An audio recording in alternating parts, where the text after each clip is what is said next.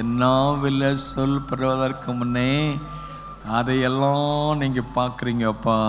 எவ்வளோ பெரிய தேவன் பாருங்கள். அவர் பேசுகிற தேவன், அவர் காண்கிற தேவன், அவர் அறிகிற தேவன். He knows me better than anybody else. தூரத்திலிருந்து அறிகிறார். இந்த அறிவு எனக்கு மிகுந்த ஆச்சரியம். எப்படி இது ஆண்டவருக்கு தெரியும்? ஒரு முறை எலிசா தீர்க்கதரிசி சிரியாவிலிருந்து தண்டு வந்த போது உடனே ராஜாவுக்கு தெரியப்படுத்துகிறான். ராஜாவே, சிரியாவிலிருந்து படைகள் வருது, நீ கவனமாயிரு அப்படின்ட்டு. அங்கே நடக்கிற எல்லா காரியத்தையும் அன்னைக்கு எலிசாவுக்கு சொன்னதால டக் டக் டக்குன்னு அங்கே உள்ள சொல்லிகிட்டே இருக்கிறார். உடனே அவன் அதுக்கு கவனமாக இருக்கு.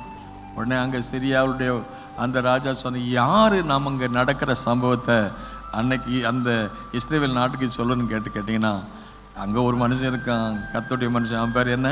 எலிசா. இங்கே நடக்கிற அந்தரங்கத்தில் நடக்கிறதெல்லாம் அங்கே போய் சொல்லி கொடுத்துக்கிட்டே இருக்கான்னு சொல்லிட்டு சொன்னாங்க. அப்படி அந்த எலிசாவை அப்படின்னு சொல்லிட்டு ஒரு படையவே அனுப்புகிறோம்.